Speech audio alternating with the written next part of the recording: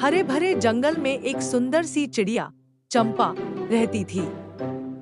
उसके पंखों में इंद्रधनुष के रंग थे और उसकी मीठी आवाज पूरे जंगल में गूंजती थी।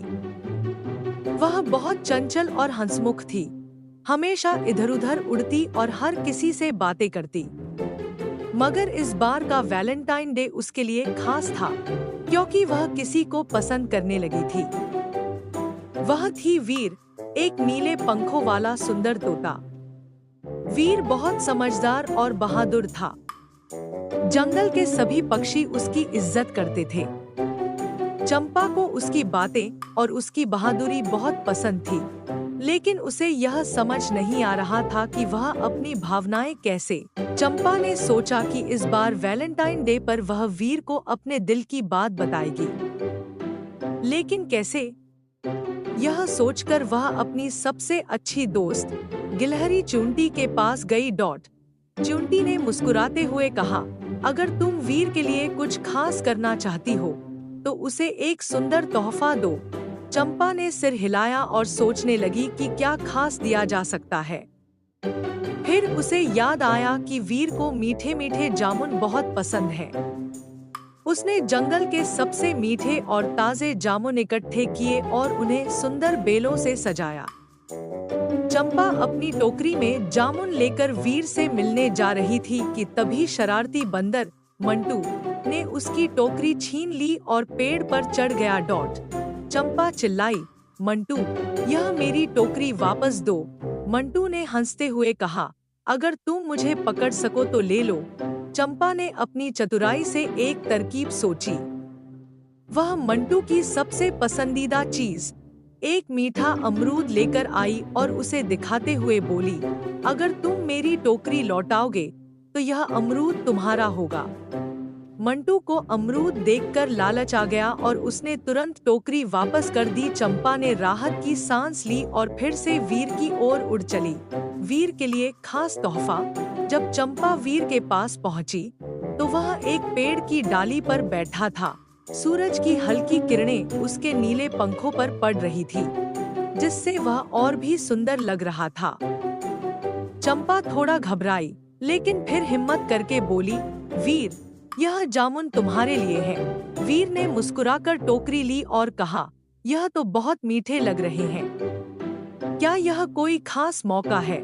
चंपा ने हिचकिचाते हुए कहा, हाँ, आज वैलेंटाइन डे है और मैं तुम्हें यह देना चाहती थी।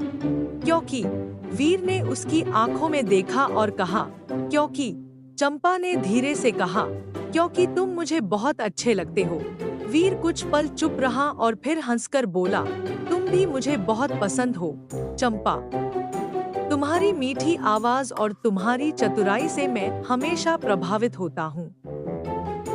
यह सुनकर चंपा की खुशी का ठिकाना नहीं रहा।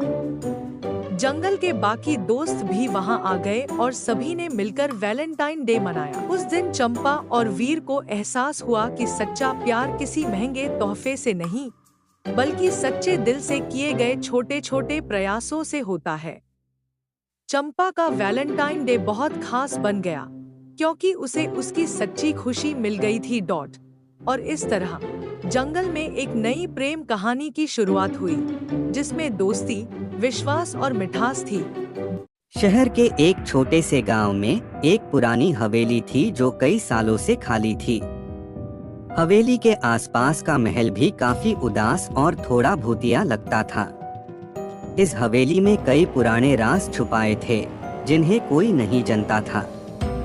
ऐसे में एक चिड़िया और एक कबूतर का काफी अनोखा रिश्ता था, जो हमेशा उस हवेली के आसपास दिखाई देते थे। चिड़िया का नाम टुनटुनी था।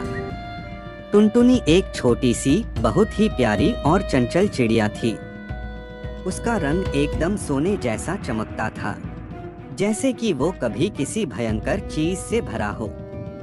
भूतिया काफी पुराना था और उसकी आंखों में एक अजीब सी गहराई थी, जैसे वो हर चीज देख चुका हो। हर किसी को ये लगा कि भूतिया खुद भूतिया है, इसलिए कोई कभी उसके पास नहीं जाता था। टुनटुनी और भूतिया के बीच एक अजीब रिश्ता था। टुनटुनी, जो कि हमेशा खुश और चंचल रहती थी, कबूतर भूतिया के साथ बातें करना पसंद करती थी। उसने कभी भी भूतिया से दार नहीं लगा। सुंदरवन के जंगलों में क्रिसमस का त्योहार आ चुका था। सारा जंगल क्रिसमस की तैयारी को लेकर सज चुका था, पर गरीब टूनी चिड़िया पैसे ना होने के कारण अपना घर नहीं सजा पाई थी। हे भगवान, ये कैसी गरीबी है। जंगल के सारे पक्षियों का घर सजा हुआ है और मेरा घर बिल्कुल सजा हुआ नहीं है। अगर मेरे माता पिता होते तो आज मेरे पास भी पैसे होते, मैं भी अपना घर सजाती, मैं भी क्रिसमस मनाती। इसी तरह टूनी चिड़िया रोते रोते सो गई। तभी अचानक रात को आसमान से आवाज आई, हा हा, मैरी क्रिसमस, हा हा हा, मैरी क्रिसमस। आ जाओ बच्चों, मैं तुम्हारे लिए आज गिफ्ट लाया हूँ, हा हा हा, मैरी क्रिसमस।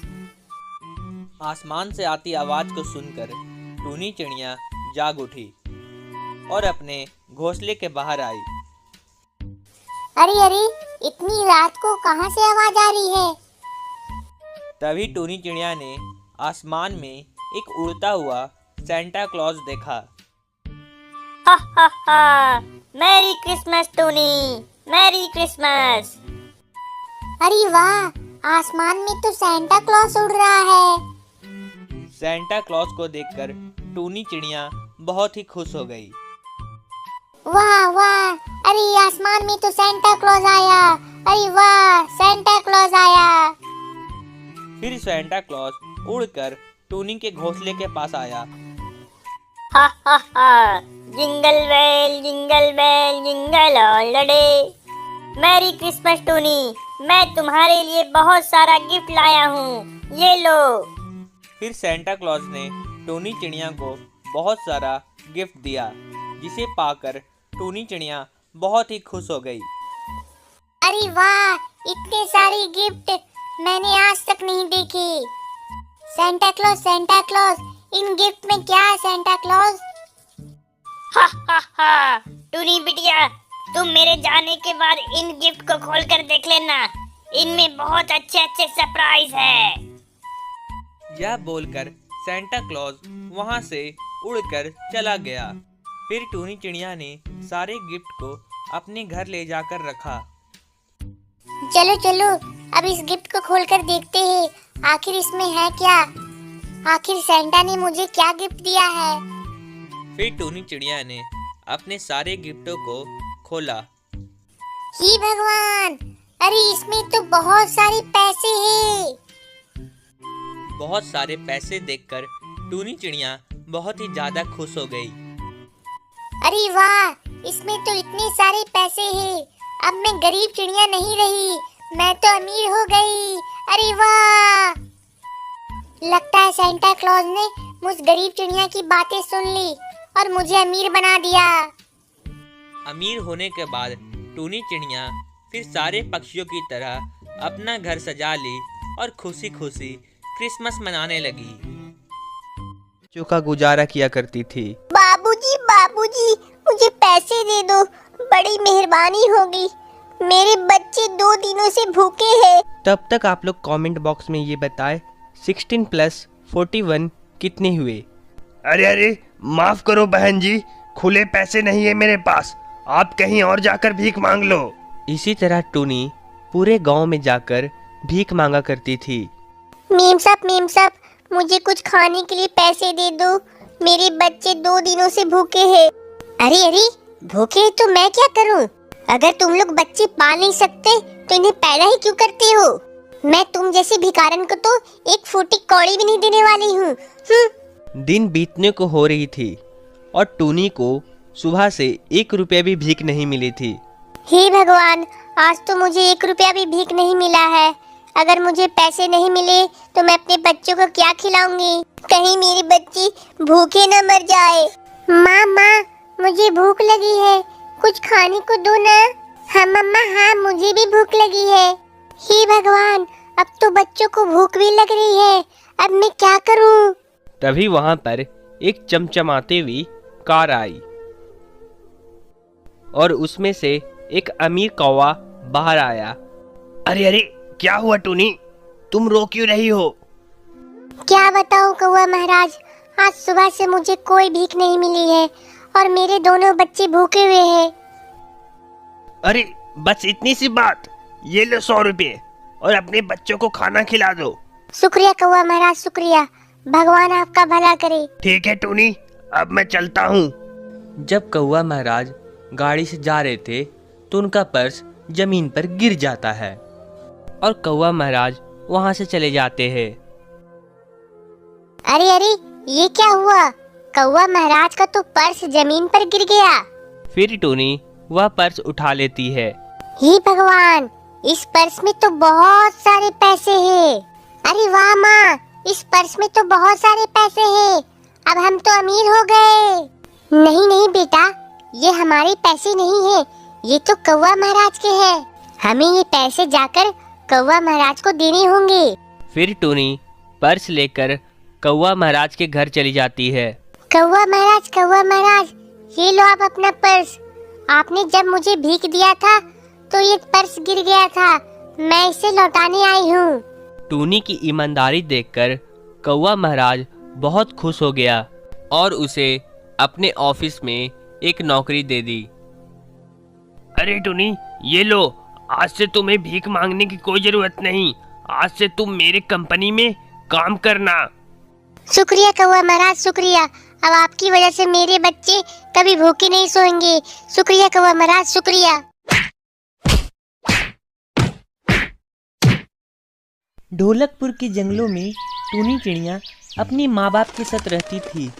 टूनी के माँ बाप टूनी से बहुत प्यार करते थे। ये लो मेरी प्यारी टूनी बिटिया, खाना खा लो। हाँ मम्मा, हाँ मैं खाना खा लेती हूँ। मम्मा तुम मुझे कितना प्यार करती हो। आई लव यू मम्मा। हाँ हाँ टूनी बिटिया, मैं तुझसे बहुत प्यार करती हूँ। अरे अरे टूनी चिड़िया, जरा हम पे भी ध्यान दिया करो। तुम तो हमेशा टूनी से ही बातें करती हो। अरे टूनी के पापा, मेरे लिए सबसे प्यारी तो मेरी बिटिया ही है। टूनी का परिवार इसी तरह खुशी खुशी रहता था। फिर एक दिन अचानक टूनी की माँ की तबीयत खराब होने लगती है। हे भगवान, ये मेरे साथ क्या हो रहा है? अगर मेरी तबीयत ऐसी ही खराब रही तो मेरी बिटिया टूनी को कौन संभालेगा? उसे कौन प्यार करेगा? उसे कौन खाना देगा? और अगर मेरे मरने के बाद टूनी के पापा ने दूसरी शादी कर ली तो टूनी की सौतेली माँ उसे बहुत मारेगी। इसी चिंता में टूनी की माँ ने टूनी के पापा से एक बात कही। सुनते हो टूनी के पापा, मेरी आजकल बहुत तबीयत खराब रहती है। मुझे नहीं लगता मैं ज्यादा दिन जिंदा रह पाऊंगी। अरे मेरी प्यारी टूनी की माँ, ऐसा तुम मत बोल, तुझे कुछ नहीं होगा। अच्छा जी, मुझसे एक वादा करो, अगर मैं मर जाऊं तो तुम दूसरी शादी मत करना, वरना टूनी की सौतेली माँ इसे बहुत मारेगी। अरे अरे ठीक है भाग्यवान, मैं दूसरी शादी नहीं करूँगा, वादा रहा तुझसे। फिर कुछ दिनों बाद चिड़िया माँ की और तबीयत खराब होने लगती है और वह मर जाती है। माँ उठो माँ, मुझे बहुत भूख लगी है। अपनी बेटी को छोड़कर कहाँ चली गई माँ? आंखें खोलो माँ। टूनी को रोते हुए देख टूनी के पापा बोलते हैं, अरे अरे टूनी बिटिया, मत रो टूनी बिटिया, तेरी माँ बहुत ही अच्छी थी, शायद इसीलिए भगवान ने उसे जल्दी बुला लिया। चिड़िया माँ के गुजर जाने के बाद टूनी के पापा उसका बहुत ही ख्याल रखा करते थे। फिर एक दिन टूनी के पापा के दोस्त तोताराम आते हैं और उससे बोलते हैं, अरे भाई, तुम कितने दिन भाभी के गम में ऐसे ही बैठे रहोगे? मैं तो कहता हूँ तुम एक दूसरी शादी कर लो, फिर टूनी को एक नई माँ मिल जाएगी और तुम्हें एक नई पत्नी। अरे अरे नहीं तोताराम, मैं दूसरी शादी नहीं कर सकता, मैंने टूनी की माँ से वादा किया था। अरे अरे वादा गया भाड़ में, तुम क्यों अपनी जिंदगी को बर्बाद कर रहे हो? अगर तू शादी कर लेगा तो टूनी को नई माँ भी मिल जाएगी। ना चाहते हुए भी बंटी कबूतर तोताराम की बात मान लेता है और रानी चिड़िया से शादी कर लेता है। अरे अरे ये देखो टूनी बिटिया, ये रही तुम्हारी नई माँ, आज से तुम्हारा यही ख्याल रखा करेगी। एक तरफ टूनी की सौतेली माँ बाहर से जितनी सुंदर, अंदर से उतनी ही काली दिल की थी। अरे अरे कलमुही टूनी, ये ले, जा सारे बर्तन धो दे, वरना मैं तुझे खाना नहीं दूंगी। नहीं नहीं, मैं बर्तन नहीं दूंगी। मेरी माँ मुझसे बर्तन नहीं धुलाती थी, वह तो मुझसे प्यार करती थी। अरे कलमुही, मैं तुम्हारी असली माँ नहीं हूँ, मैं तो तुम्हारी सौतेली माँ हूँ।